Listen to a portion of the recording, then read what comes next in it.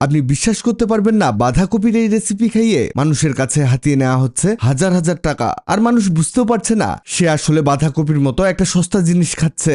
অথচ এই বাঁধাকপির খোসা ছাড়িয়ে নিয়ে ফুটন্ত গরম পানিতে দিতে হবে, আর এটাকে এপাশ ওপাশ করে ভালোভাবে সিদ্ধ করে নিয়ে একটা প্লেটে তুলে রাখতে হবে। এবার কড়াইয়ে সামান্য তেল দিয়ে এর মধ্যে আস্ত জিরা 1 চামচ, পেঁয়াজ কুচি, কয়েকটি কাঁচামরিচ কুচি দিতে হবে।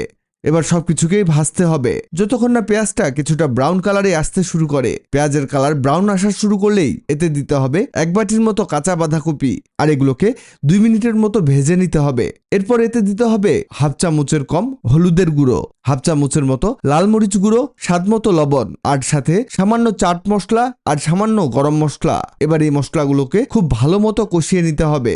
এটা কিছুটা ভাজা হলে এতে দিতে হবে সিদ্ধ আলু। আলুটাকে এর মধ্যে ভেঙে দিতে হবে। আলুর পরিমাণটা আপনি 2টো দিতে পারেন যদি বড় সাইজের আলু হয়।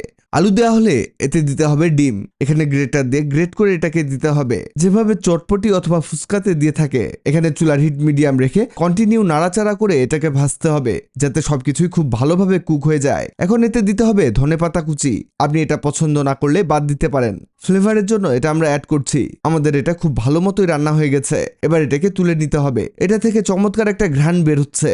এবার সেই সিদ্ধ করে রাখা বাঁধাকপির পাতাগুলোকে দিতে হবে, আর এটাকে ছড়িয়ে দিয়ে এতে সেই রান্না করা মশলাটাকে রাখতে হবে। আর এটাকে আমরা যেভাবে ফোল্ড করছি আপনিও ঠিক সেভাবেই ফোল্ড করে নেবেন। এটা খুব সহজ কাজ, আপনি ইজিলি এটা করতে পারবেন। এবার একটা বোলের মধ্যে 2 কাপ বেসন নিতে হবে, আরও দিতে হবে 1 কাপের মতো চালের গুঁড়ো, সামান্য হলুদ গুঁড়ো, সামান্য মরিচ গুঁড়ো, অল্প একটু চাট মশলা দিতে হবে, আর সামান্য লবণ দিয়ে এটাকে মিশিয়ে নিতে হবে। সব মশলা মিশে গেলে এতে দিতে হবে পানি। আপনারা হয়তো ভেবেছেন আমরা ডিরেক্ট বেসনের মধ্যে চুবিয়ে ভাজবো, কিন্তু না, বেসনের মধ্যে মশলা অ্যাড করতে হবে। এখানে পানি দিয়ে এটাকে স্মুথ বাটার তৈরি করে নিতে হবে। এবার এর মধ্যে সেই মুড়িয়ে রাখা রোলগুলোকে চুবাতে হবে।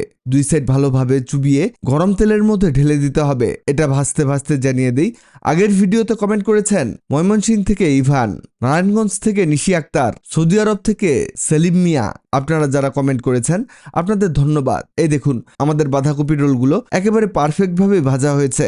এগুলো আপনি সস দিয়েও খেতে পারেন, আবার চাইলে ডিরেক্টও খেতে পারেন। হালকা গরমে এটা খেতে দারুণ লাগে।